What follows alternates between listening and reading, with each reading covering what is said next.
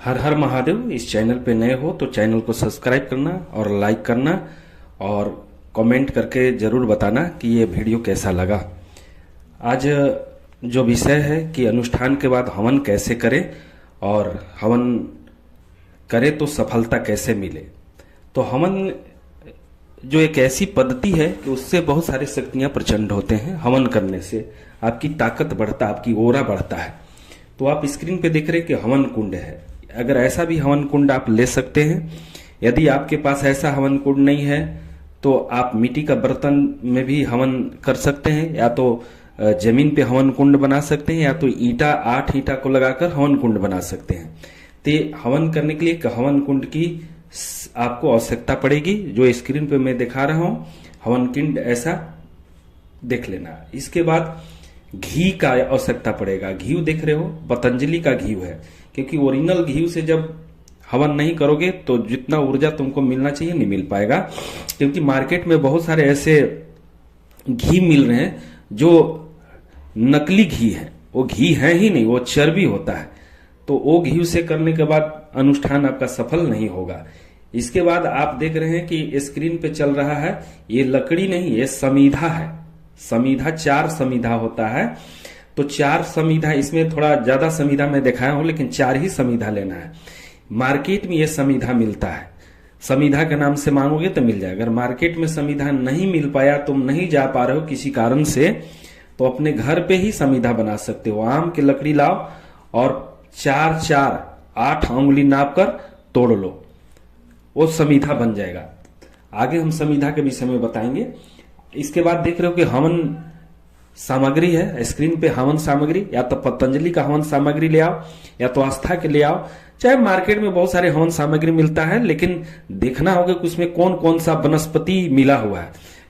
कमल गोटा वगैरह मिला हुआ है कि नहीं, उसमें जौ मिला हुआ है कि नहीं, और बहुत सारे ऐसे काला तिल मिला हुआ है कि नहीं। बहुत सा सामग्री होता है, तो देख के लाना होगा। अब विधान क्या है हवन करने का? विधान मैं आपको बता दे रहा हूं। सबसे पहले क्या करना है आपको, हवन कुंड के पास बैठ जाएंगे। हवन कुंड के पास बैठने के बाद आपको रक्षा विधान करना है। रक्षा विधान कैसे होगा? रक्षा विधान आपको करना है कि बाई हाथ में आप, बाई हाथ के हथेली में आप अक्षत ले लेंगे, और दाई हाथ से सबसे पहले आपको पूरब फेंकना है। थोड़ा सा फेंकना है। इसके बाद पूरब के कोना पर फेंकना है। इसके बाद दक्षिण फेंकना है, दक्षिण के कोना पर फेंकना है। इसके बाद पश्चिम फेंकना है, पश्चिम के कोना पर फेंकना है। इसके बाद उत्तर फेंकना है, उत्तर के कोना पर फेंकना है। ऐसे करके चारों दिशा को हम लोग बांध देते हैं। इसके बाद सबसे बाद में आसमान में फेंकना है। इसके बाद नीचे कुंड जहां वहां पे फेंकना है, और इसके बाद बैठ जाना है। ये हो गया आपका रक्षा विधान। क्योंकि असुरी शक्ति भी चलते रहता है, तो असुरी शक्ति से बचने के लिए हम लोग रक्षा विधान करते हैं। इसके बाद आता है स्तवन पाठ। थोड़ा सा देर में रक्षा विधान करने के बाद अग्नि स्थापना करना है। अग्नि स्थापना कैसे होगा? रुआ को लगा के हवन कुंड में डाल देना है। के बाद माचिस से मार के उसमें लकड़ी लगा देना है। लकड़ी लगाने के बाद आपको स्तवन पाठ करना है। स्तवन पाठ यानी ताली थोड़ा 10-20 मिनट, 10 मिनट कम से कम ताली मारना है। और कोई अगर गीत है तो गा सकते हैं, और नहीं कुछ आता है तो कोई बात नहीं, खाली ताली मारिए 1-2 मिनट। ताली मारने के बाद अब हमने अग्नि प्रदीपम करेंगे। अग्नि प्रदीपम कैसे होगा? जैसे आग को हाथ से सुलगाने टाइप का हम लोग हाथ से अग्नि को प्रज्वलित करेंगे। जैसे पंखा होता है ना, हैंड फैन, तो कैसे मारते उसी तरह से हाथ से ही मारेंगे। ऐसे पंखा से मारने का ही विधान है कि पूरी तरह से हम लोग अग्नि देव को प्रज्वलित कर लेते हैं, फिर बाद ही हवन करते हैं। तो उसको हम लोग बोलते हैं अग्नि प्रदीपम। अब रहा समीधा धारण। 4 समीधा है आपके पास। समीधा को घी में दोनों साइड से डुबोना है, और 3 अंगुली से समीधा स्वाहा करना है। चारों है, चारों को स्वाहा स्वाहा से आपको हवन कुंड में डाल देना है। समीधा धारण हो गया। अब समीधा धारण के बाद जल प्रशिक्षण होगा। जल प्रशिक्षण कैसे होगा? थोड़ा कटोरा में पानी रखना, और चम्मच से सबसे पहले पूरब साइड में, कुंड के पूरब साइड में गिराना है। इसके बाद पश्चिम साइड में, कुंड के पश्चिम साइड में गिराना। इसके बाद फिर उत्तर साइड में गिराना। एक बार दक्षिण से 3 बार पानी का गोले गोले कुंड का घुमा देना है। 3 बार ये करना है। इसको हम लोग जल प्रशिक्षण बोलते हैं। अब रहा अग्नि आहुति। अग्नि आहुति कैसे देंगे? 7 बार हम लोग घी का सबसे पहले आहुति देंगे। कटोरा में घी भर लेना है और चम्मच ले लेना है और चम्मच से 7 बार देना। हम स्क्रीन पे मंत्र भी डाल देंगे, लेकिन हम ऐसे बोल भी देते हैं। ओम प्रजापते स्वाहा इदम प्रजापते इदम नमः, एक चम्मच डालना है। ओम इंद्राय स्वाहा इदम इंद्राय इदम नमः, फिर एक चम्मच डालना है।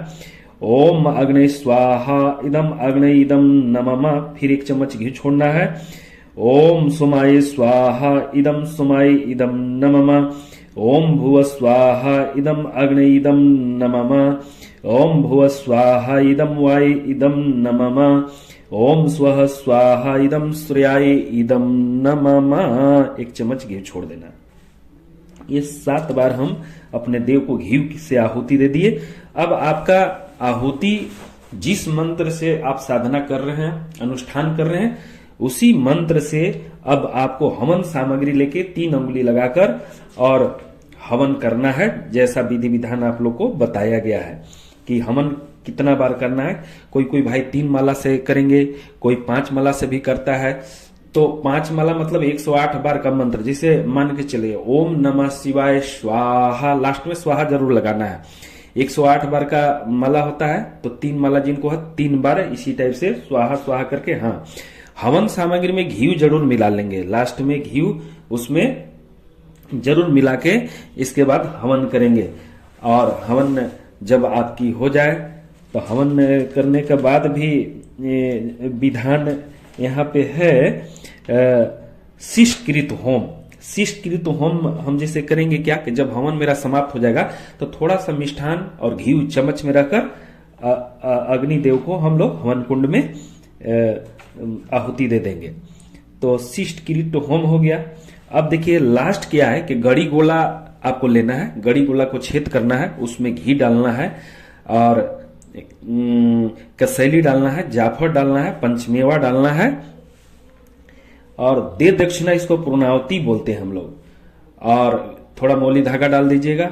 इसके बाद खड़ा होकर हम लोग हवन कुंड में हम लोग गड़ी को गोला को डाल देंगे। इसके बाद लास्ट वसोधारा है। वसोधारा जो है, इसको गौर से सुनना, थोड़ा घी ले लेना कटोरा में और लास्ट में जब गड़ी का गोला डालने के बाद लास्ट में घी को कुंड में धार बना के और टपकाना है। जब तक पूरे कटोरा का आपका ये नहीं हो जाए तब तक करना है।